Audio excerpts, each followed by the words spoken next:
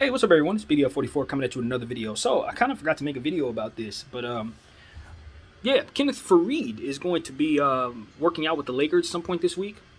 Um, and for some reason, it's a big deal.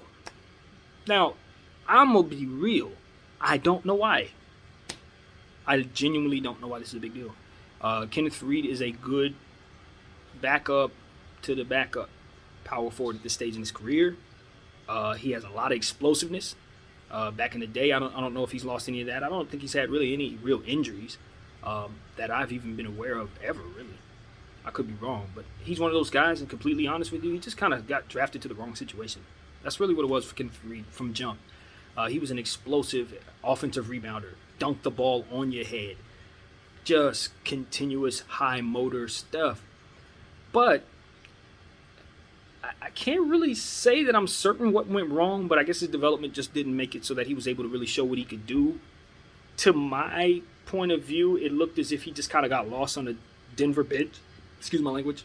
As I always say, when you don't perform to a certain level, sometimes they just draft players ahead of you. You start getting players put on top of you, that kind of thing. It's like you get just pushed to the back of the bench naturally.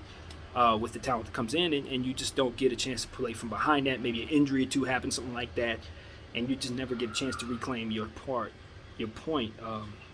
on the team. But they retain you for many years. You continue to find ways of staying with the roster, and thus end up spending all of your prime in a situation like that. And that's what happened to Kenneth Faried. So my point of view on Kenneth Faried is skewed by that perspective. That's literally the most I've seen out of Kenneth Faried. It's just him being one of those guys in Denver, like Gary Harris, who just stayed in that place too long. And it really doesn't have nothing to do with the upside that they had from when they played, or whether or not they were actually a good enough player. It's just that you never saw them in any other system. You never saw them in anything else. You never saw them do anything else. You never saw them get out of that. So Kenneth Faried spent some time in New York, did things that we saw Kenneth Faried do, went back to the bench. We never saw him again. Maybe I think he went to like the Houston Rockets or something like that. It's all hazy to me. Same type of deal. Played a little bit, didn't see him again. The problem with him is he's undersized for the type of player that he is, a center type of player, a rebounding guy. He is short. So that has always been against him. It's kind of a tweener where you don't know where to play him. You could try to put him at the floor forward, but he's not quite gifted enough to keep up with some of the fours, and plays more like a five. So you kind of want him at the five, but he's not tall enough to be a five. So it's like you end up having situations where you just don't know where to match him up. He can't stretch the floor, so you ain't putting him in any guard spots, and like they don't have those type of skills. So it's like the Lakers had a very tough time last year trying to find a role for Montrezl Harrell. Okay, this guy is like Montrezl Harrell, but not as talented and further along his career. We don't need that. That's not what the Lakers need. The Lakers need another shooter at that small forward position who happens to seemingly seems to be waiting for the opportunity to come to the Lakers. He hasn't signed with anybody else, and I know he has other suitors based on his shooting percentage. So at this point, I'm just hoping that the Lakers will just go on and do what they have to do to try to fill out the rest of this roster. Bring in the player that I'm referring to, whose name escapes me as usual. But find yourself a situation where you're not chasing just names. I thought you're doing the same. You did that with DeAndre Jordan. He tends to fit a need in theory if he's able to come in with energy and do what it is that he's asked to do from a rebounding and shot blocking perspective. If he's conditioned properly and he has enough in him to give us, I think he can fill a need, so I can roll with that. But Kenneth Faried is dead weight. I'm not going to play games with us. I know better. And I'm not saying that Kenneth Faried is not going to be able to contribute to a basketball team, but what I'm saying is, for what it is that we are, for the role that we would give him, we don't need him. We don't need him. He doesn't stretch the floor. He's just an inside presence who's undersized and long in the tooth. I don't know that he's developed a three-point shot. I don't know that he's, particularly great in other areas. He never was that guy. So it's like, what are you adding to the team exactly? What is the vision for this player? Why do you want him other than to just add him to the list of guys that are on the team? Is he a guy from back in that era with LeBron James? They want to drag him along, kind of say, that's my homie, let's get him a ring. Like, is that what's going on? I need to understand because I don't see the fit. And you guys know me. This year, I'm breaking down rosters. That's what I'm doing. I'm spending more time focusing on what the landscape is than I ever have before. And I'm telling you, the Lakers, we look great, but the more I study other teams, the more I understand that we don't need to be taking on no dead weight. The league is deep and young, and it's also full of athletic players with length, players who can do a combination of a lot of different things, and shooters who are coming into different situations that we may not expect to see shooting.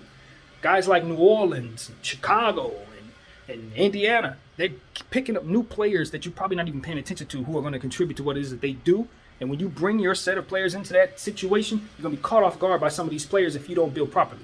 Now, the Lakers have done a good job, 1 through, I'd say, 10, of putting together a good roster. But with the last final spots, you talking about Kenneth Faried and DeAndre Jordan, and I'm telling you, no. You need to go young. You need to find youthful players who can stretch the floor. You need to go get you some guys who can shoot 40% shooting, do some 40% shooting who are not, playing the shooting guard position, for which most of our shooters are. And we need to make that what we do with the final spots of this roster. Because this whole, okay, let's just keep going old because we're old, so let's deep. Nah, that's stupid. That's not what's going to get us a championship. Being good 1 through 12 is going to get you an opportunity at that. Because we're still in COVID era. Guys can be removed from the lineup even when they're healthy. Which means that some of these guys on the back of the bench like Kenneth Faried and DJ, they may be playing. You don't want nobody out there that ain't going to be able to do that for you.